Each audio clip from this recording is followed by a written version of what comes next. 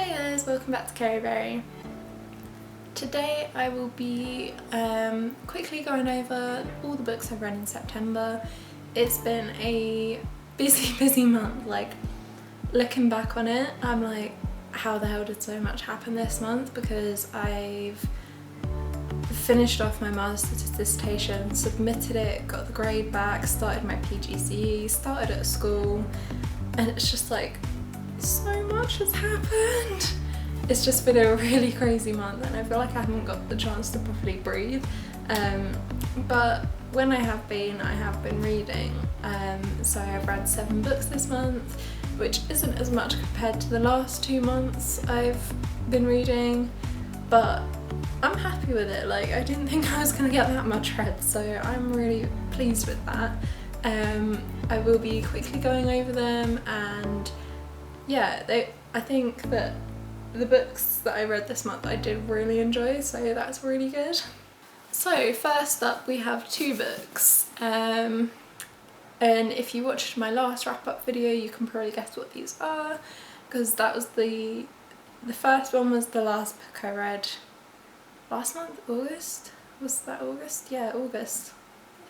So we've got Catching Fire and Mockingjay, and I don't know, like, I said this last month, but I really missed reading these books and I didn't quite realise how much, but they are really good. Like, I really forgot how good they are because there's just so much world building, but it doesn't feel forced down your throat.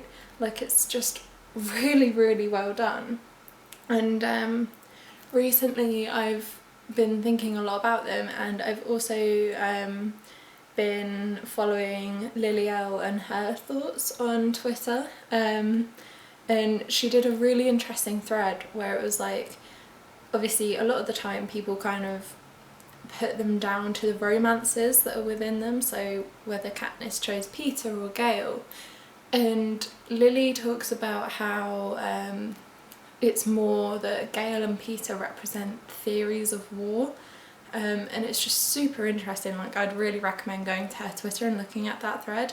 I will leave it in the description box, but it's really interesting actually, because I hadn't thought of it like that before, but it just shows that even though these books are YA and they can be quite simple to read, there's a lot of hidden depth to them that is so important. So yeah, I really enjoyed rereading these and rewatching the films. But yeah, I just love them. Like, getting back into the Hunger Games universe is honestly such a good idea. I really love it. It's just so much fun. And who doesn't love a badass female protagonist?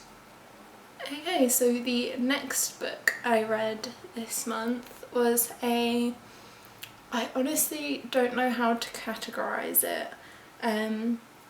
It was an arc very kind of given to me by NetGalley, but it's a strange book. Like, it's kind of for all ages, so like little kids can read it right through to people my age and older.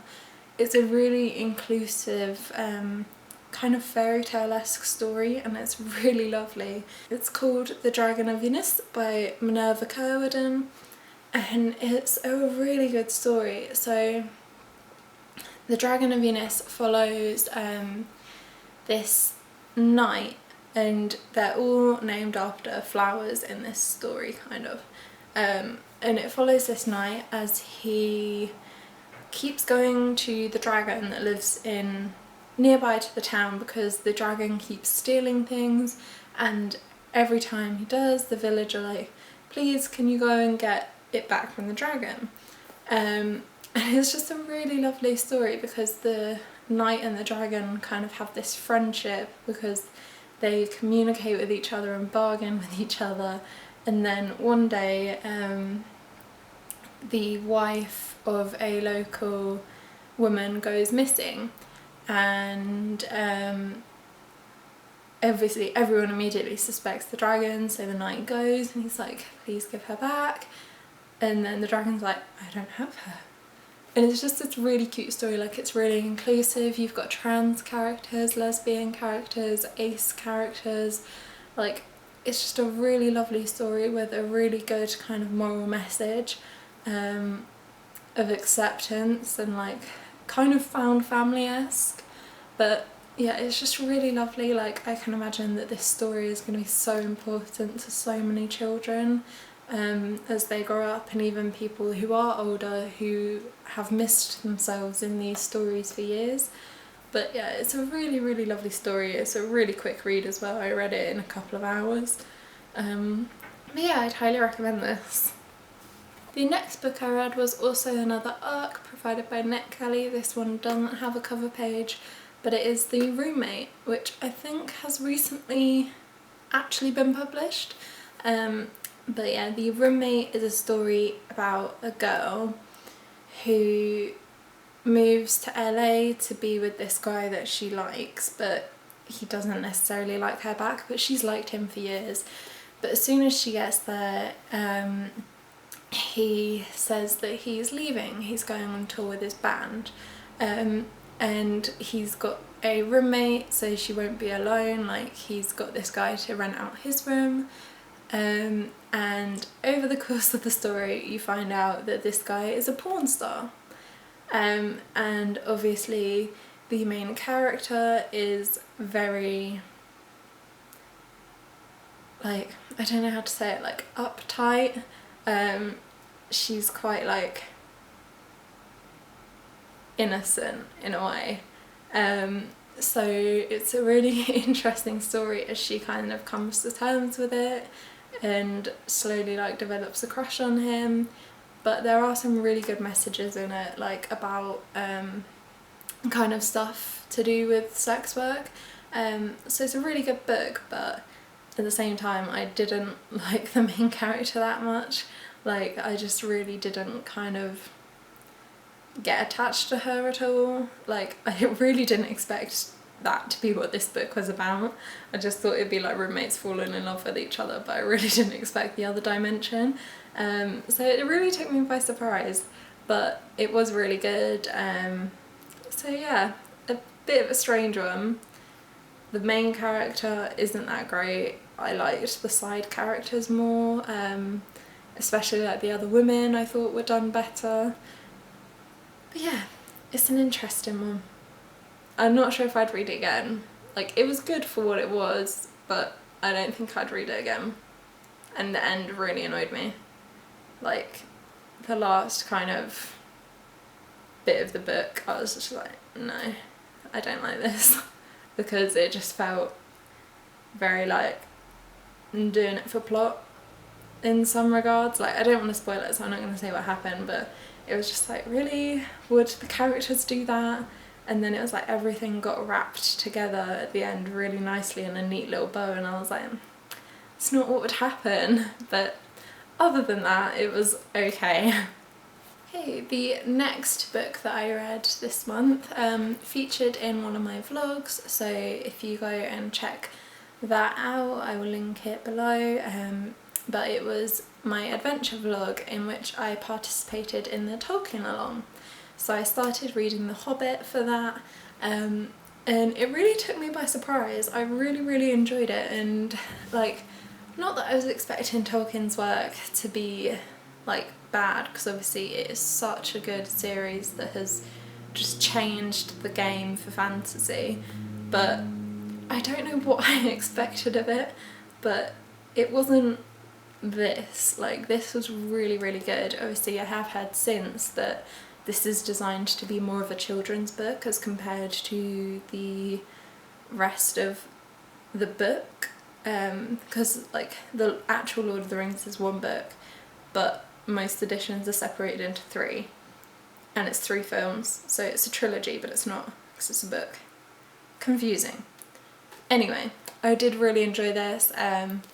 I won't say too much about it because you can go and check out my video on it. In that video I didn't actually finish it, so you can go and check out my thoughts there, but I will leave like my finishing thoughts here without spoilers.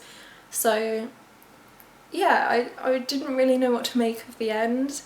It kind of took me by surprise. Like, the whole of the book I loved, and then as we were getting more and more towards the end, I was like, there's not that many pages left and they've still got to do all of this. And then, like, I wasn't completely satisfied with the end. I thought it was a good fitting end to the story, but it didn't leave me with a lot of satisfaction, especially like the main event of the end. I was like, okay, I don't think that they could have done it, but it annoyed me that someone else did.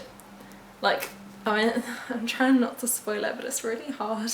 But yeah, really good book, and it's written so beautifully. It literally feels like a fairy tale.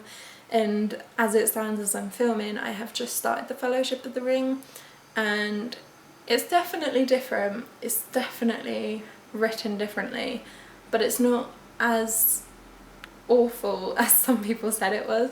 Like, some people say that this one is really easy compared to the Lord of the Rings, but as I'm reading the Fellowship, it's not as bad as I was expecting based on what people were saying, which is really good. But yeah, I really enjoyed The Hobbit.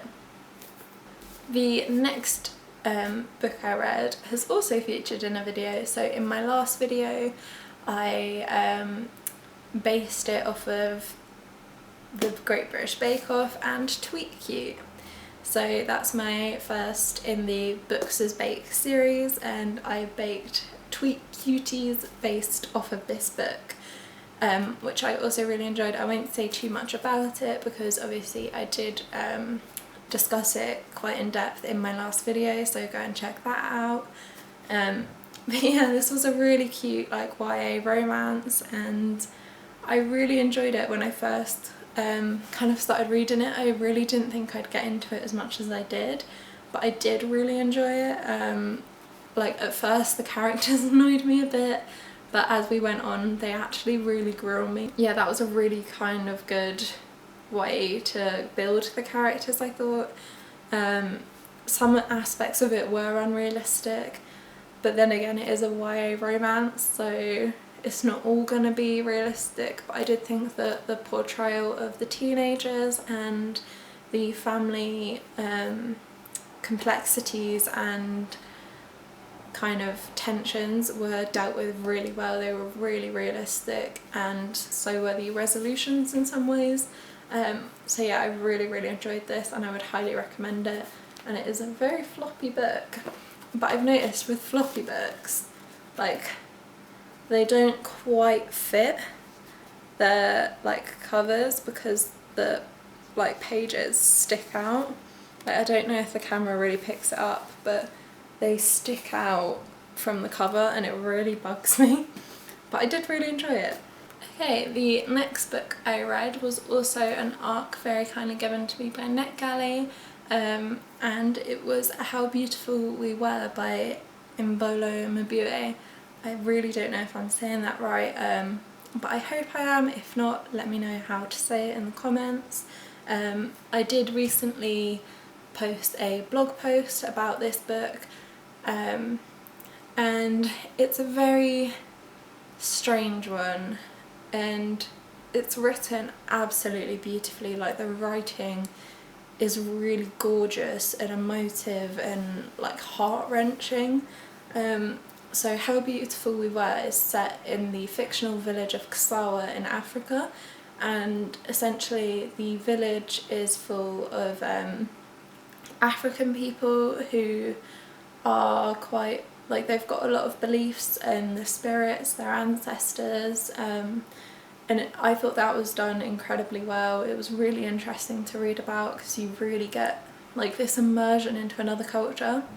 But the main plot point of the book is that there is an American oil company, Paxton, that have kind of taken over the land near them, and they have kind of poisoned the river, they've poisoned the land, they've poisoned the air essentially, and the people in Kasawa are dying. So it's really heartbreaking, and they're trying to fight for justice. They're trying to get Paxton out, they're trying to, they like just want them out of their land, but then everyone who tries to help them is kind of coming at it from a standpoint of money and reparations in that sense. But it's really interesting, like the dynamics within the book. It's just written absolutely beautifully. I really cannot stress that enough.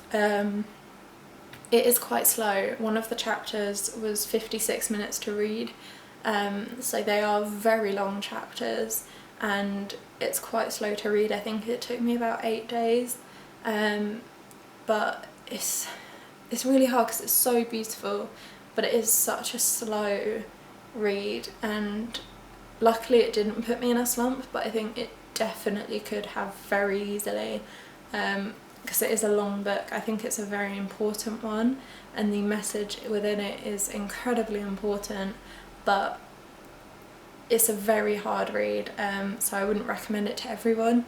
I think that if you really want a thought-provoking, long, slow read, this is for you, but if not, I would avoid it. But it is written beautifully. You can check my full kind of review on my blog, which I will link in the description. But yeah, it was a good book, but a kind of draining one in a way, but like draining in the best possible way. Like, it's really hard to explain the feeling that goes with this book, because I don't want it to sound like I am bashing the book, because it is so important and so beautiful, but at the same time it's like very heavy and hard hitting. Okay, so that is it for my wrap up. Hopefully I will read more books in October, but I wouldn't bet on it because I'm going to be very busy. I have a few books that I really want to read, like The Fellowship, which I'm reading at the moment, and then I want to read some other kind of spooky books for October, but I'm not like the most spooky person. Like, I don't like to be scared, but there is one thriller that I'm really looking forward to and one that I've already read, so stick around for that in my October wrap up video. But yeah, what books did you read in September and what did you think of them? Have any of the books I've read like made you want to read them, or have you read any of the books that I've read? And if so, what did you think of them? Let me know in the comments, and don't forget to like and subscribe, and I will see you in the next one. Bye guys.